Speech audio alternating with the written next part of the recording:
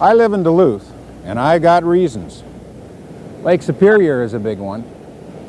23 streams running through town are 23 more. The largest natural sandbar in the world is another. I'm tickled to live in a town where bears wander the streets every fall like country cousins come to town to see the sights. Hi, I'm Joe Muldoon, and welcome to Northern Lights. He was born in the city, raised in small towns, studied in the Midwest, and plied the trade of a typesetter in Boston and back in Minneapolis. He started writing when he was 14, and he never looked back. He has won numerous fellowships, grants, and sundry honors, including the Minnesota Book Awards for both fiction and poetry. He's Barton Sutter, my guest this week on Northern Lights. Bart, welcome to the show. Thanks, Joe. Now, your most recent book, Cold Comfort, explores the alleged joys of life in Duluth, Minnesota.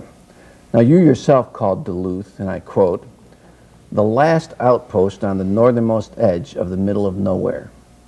I ask you then, why would a bard of your considerable talents focus on what some in the tropical climes of Minneapolis consider a Siberian nightmare? It's true, you know. There was a film crew looking for a town to serve as a Siberian seaport, and they did in fact use Duluth. Because it's no fun to love places that everybody else loves. I love Paris. That's as close to paradise as I've seen. But too many people like it. Not to mention how bad my French is. But I've got a lot of personal connections there. My maternal grandparents spent most of their lives in Duluth and Superior. So I like having that history there. And I don't know, I suppose I think that I do believe that any place can serve as a place for literature as long as the author brings loving care and attention to the place. But Duluth is special for me because of personal connections, and also that's the place where every time that I went there as a kid, this tuning fork beneath my breastbone would start to hum a little bit. I came off the flats up there by Rosa when we'd come down to visit my grandparents, and here was what looked like the ocean to me. So you've got the Great Lake, you've got 23 streams running down through town, and it's close to the woods, close to the boundary waters, and the bears and the moose get confused and wander down through those ravines and come up in town. There's usually some of that every year. It's on the hill. The whole city is sliding down into the lake. Some people call it a very, very poor man's San Francisco. Park Point is the largest natural freshwater sandbar in the world. So those are just some of the reasons that Duluth has been special for me and seemed to me to deserve a book. Nobody quite written about it from a personal angle before, and so I had a run at it. I also like the attitude of the people up there, which seems to me to be kind of upside down and backwards. There are folks up there who think that full-time employment may be a lot less important than having time free to go deer hunting or go pick blueberries. And I like that attitude a lot. It sounds like you have this bucolic, lyrical view there, but is there any artistic community? I mean, are you isolated up there? No, it's been exciting. As soon as I moved up there, this was 87, I struck up a friendship with Louis Jenkins, who'd been living there for 15, 20 years. a terrific poet. We recently, several of us, started something called the Spirit Lake Poetry Series, and we're turning out audiences of 200 and 300 for that. So I think the natural beauty of the place attracts artistic types. Now, there's a really good visual arts community. There's a fair amount of music going on, and seems to be getting better all the time. And again, I think it's partly the setting that attracts people there. The economy's not all that great, never has been. But then that has its compensations too for artists, because housing is cheaper, not too expensive to get a studio. Duluth has a lot of possibilities, a lot of blank space, and that attracted me even as a teenager. You know, you look at empty buildings and you think, boy, the things you could do here. And that hasn't changed all that much, thank goodness. Well, it seems like there is a market for your work up there. I understand that there's a store sold 1,500 copies of your book in the first 2 months, and now it's in its 4th printing.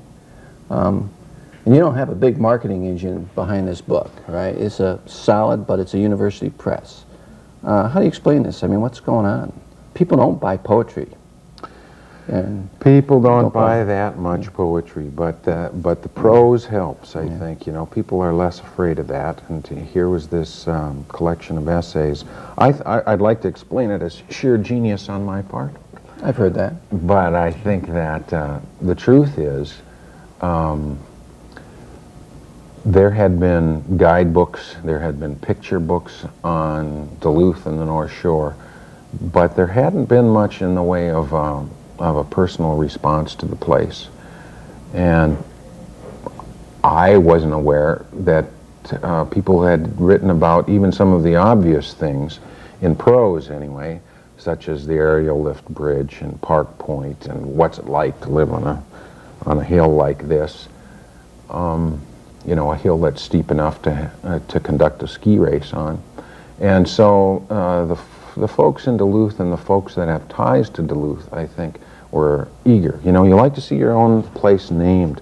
And that has been one of the really exciting things for me, growing up here in the Midwest and seeing Midwestern literature grow up. And I'm very aware and grateful to those poems by Robert Bly, Tom McGrath, James Wright, that named places that I knew just off the highway to Rochester, Minnesota. A James Wright poem begins, or lying in a hammock at William Duffy's farm in Pine Island, Minnesota, and Bly had a group of them too. To find your own places named in literature is pretty exciting, and I think that sort of thing is carrying through on this book in part. And I've got to say, though, that even though this is a small press, a university press, the staff was young and hungry and a little creative and wild. They went so far as to run ads on the sides of the public buses up there. So there was a bit of a push behind this book, and it's worked out pretty well. Outstanding. You know, some books like Midnight in the Garden of Good and Evil have actually had an impact on an area after they've come out. You know, about Savannah, Georgia, now the tour buses. Do you envision tour buses rolling into Duluth as a result of Cold Comfort? The tour buses are already rolling into Duluth. You know, tourism is one of the mainstays of the economy to such a degree that a lot of the locals sometimes refer to tourists as terrorists. You know. I had the willies sometimes. I wrote all these essays for public radio first, and occasionally I'd get the willies writing these saying, if these things really work, maybe we'll get a flood of people up here. But then I'd think, the cold, 30 below, 40 the below. cold keeps the riffraff out. Cold's going to help. Keep those people from Minneapolis down here. Back when my stepdaughter Bettina was about 7 years old, we were out in the woods and we took a little break there, and she said, you know what's really great about this cross-country skiing? I said, no mosquitoes?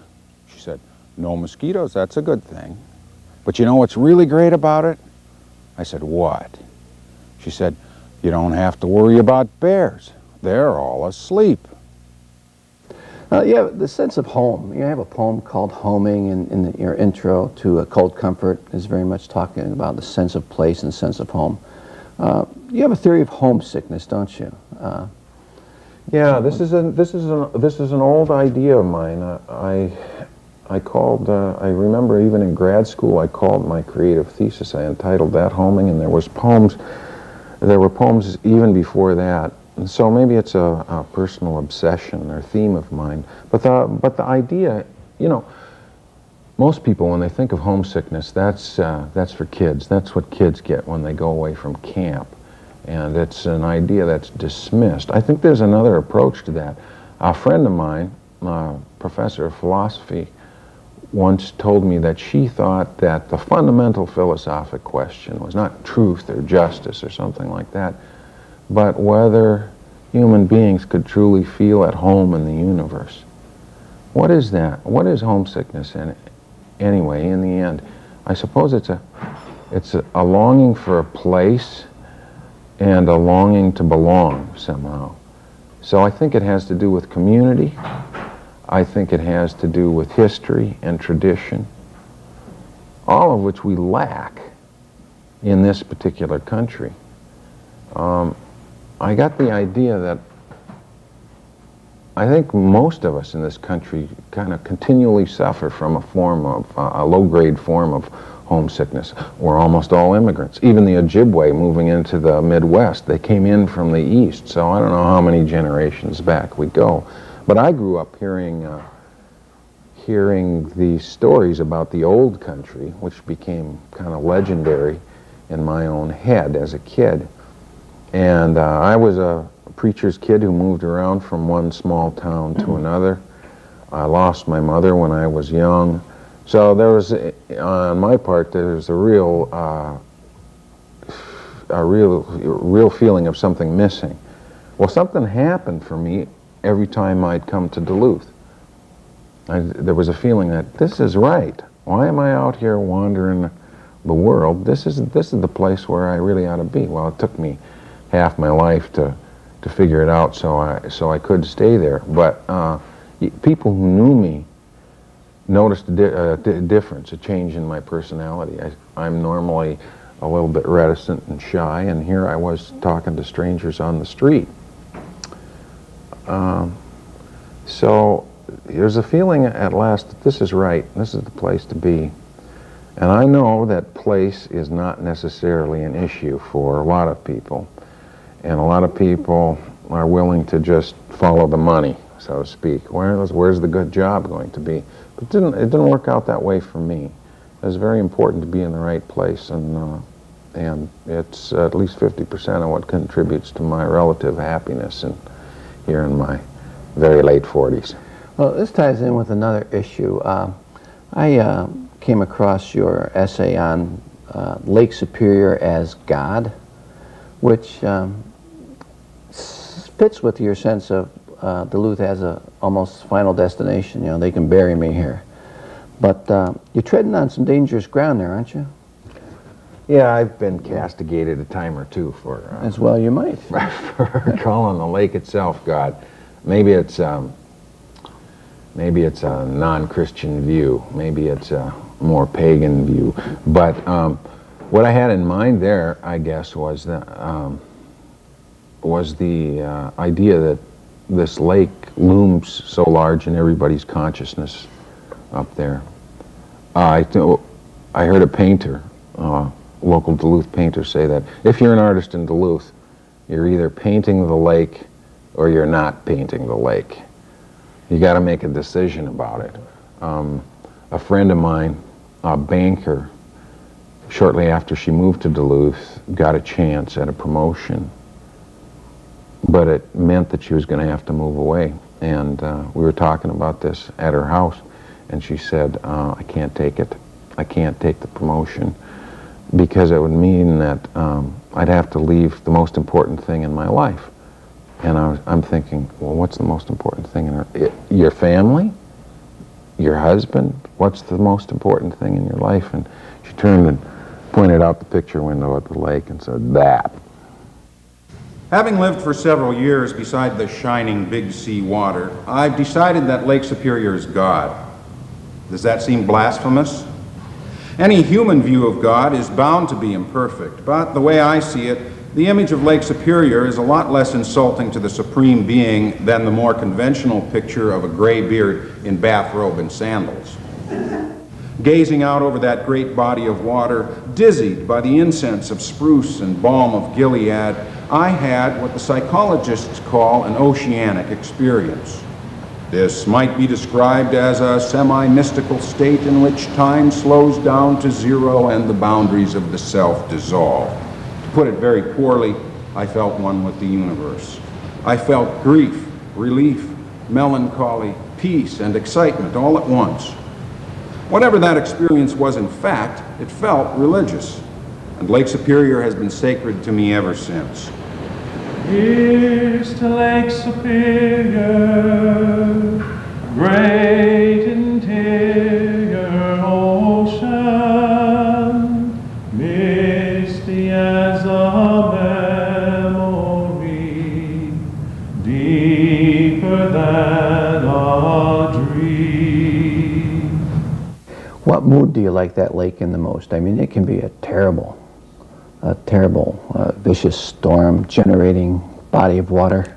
And what do you like most about it? Well, that's exciting, you know, to see those 6-footers and higher come rolling down from Canada. But I think my own personal favorite is this pale blue fading to white, and it just moves off into the sky, and you can't tell what's what.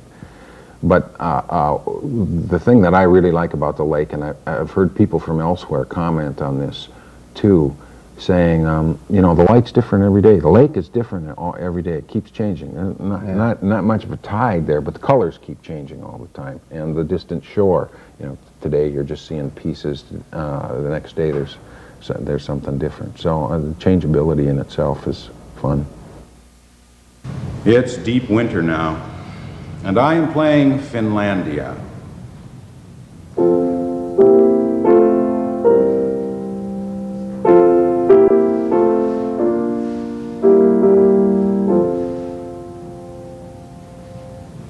I still make mistakes, but the music is recognizable, and this is a minor miracle because 4 months ago I couldn't play the piano at all. I have labored at this piece like an athlete, day after day for weeks, and I've just about got it at last. Sometimes my fingers remember the way, and we march through both pages without one wrong note.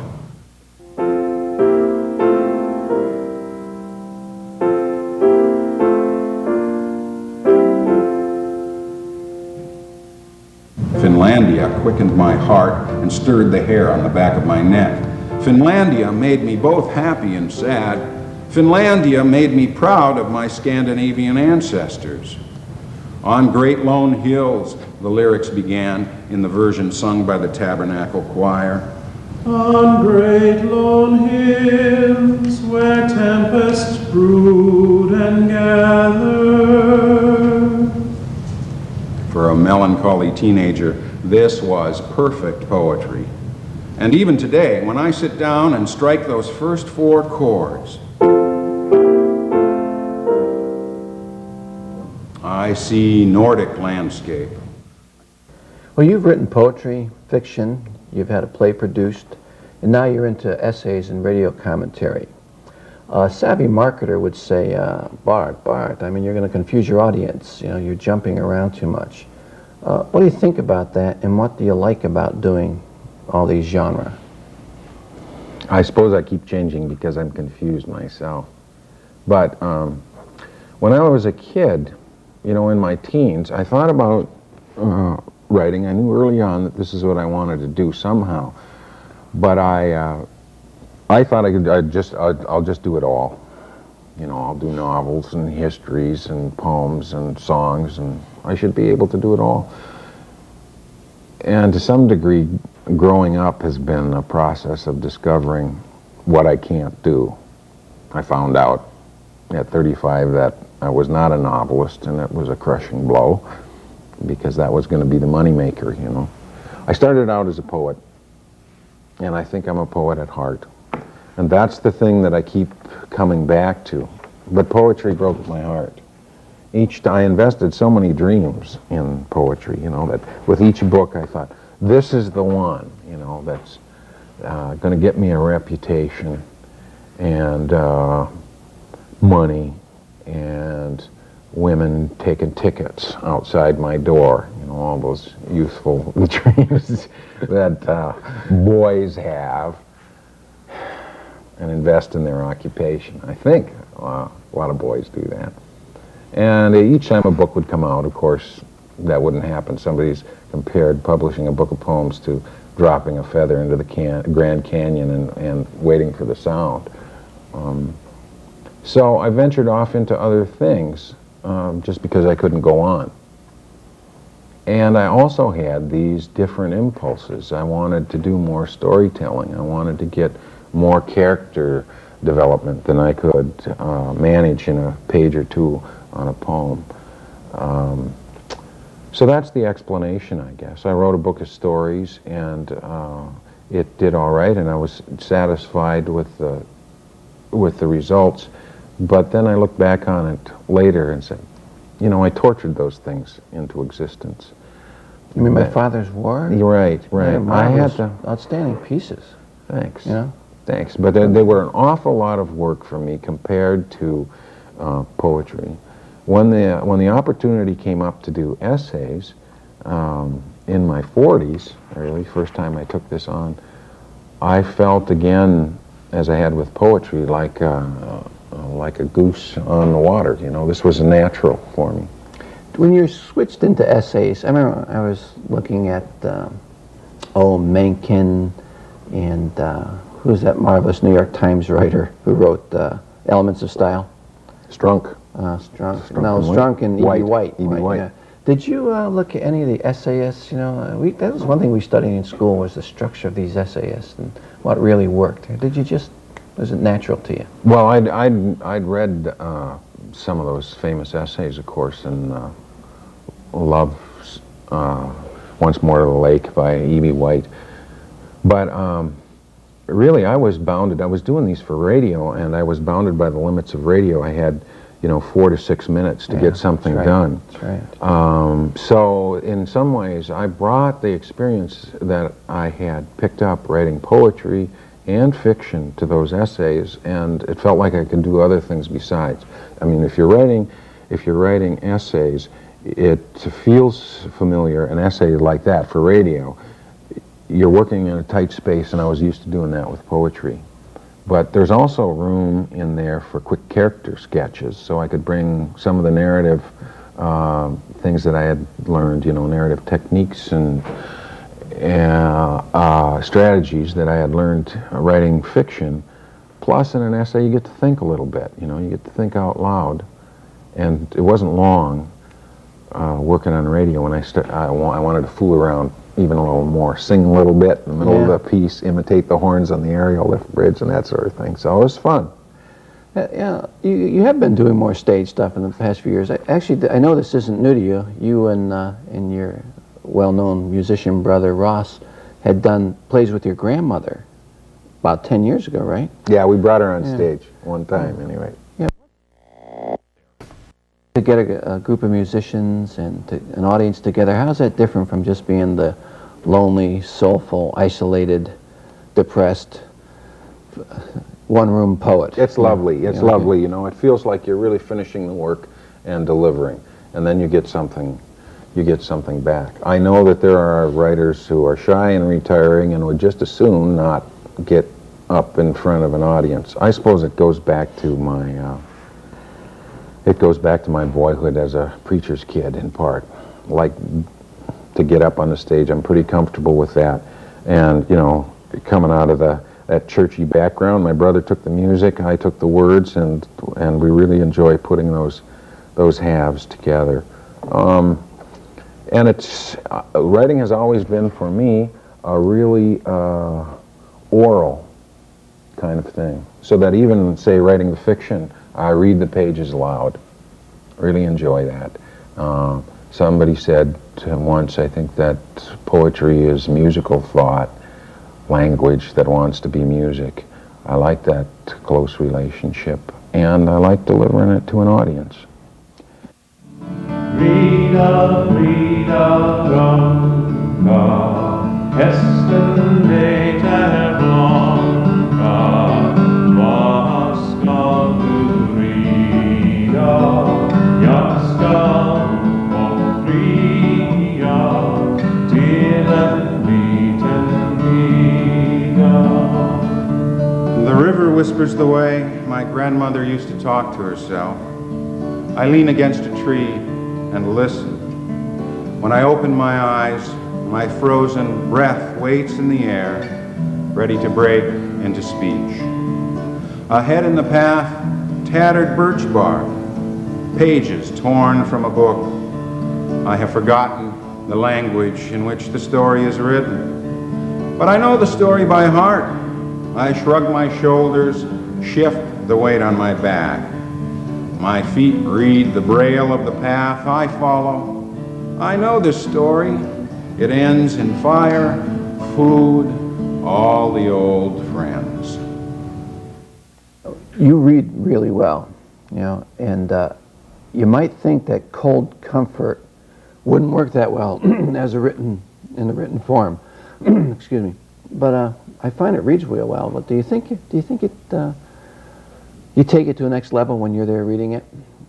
What do you, Yeah, that's something extra, and that's when all the rewriting pays off. It seems when you get to hear the music of the language and try to sing it out to folks and make that connection. Who do you write for? Well, you want to say the whole world, I guess, but I know that the audience in the back of my head that keeps me from being too fancy in part are the folks that I grew up with on those subsistence dairy farms there in the first 6 years of my life. Don't want to leave them out. I'm not interested in a poem like The Wasteland that comes equipped with footnotes. Yeah. I've been told that out of nearly 300 million Americans, only about 10 to 15,000 buy poetry regularly.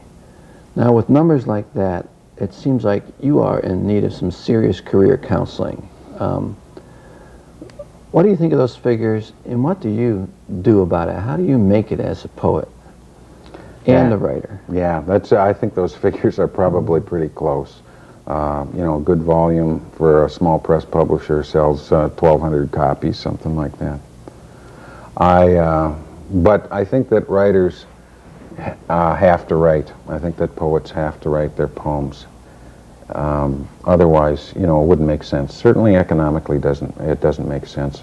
But you're writing for yourself, for your friends, for your dead ancestors, and so you sing the song.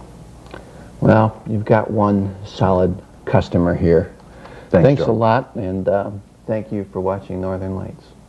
The very first lines of your very first volume of poetry, and you call it Song for Song, which you... Oh yeah, it was a kind of invocation. Yeah. This one goes way back, and this is a little poem no bigger than a postage stamp. Let me make this full of the moon and right as rain, strong enough to warm the guts of some poor soul like raw moonshine. It's cold up here, no doubt. Sometimes the ground is white for 6, 7 months a year. But that's okay with us. As Duluthians like to say, keeps the riffraff out.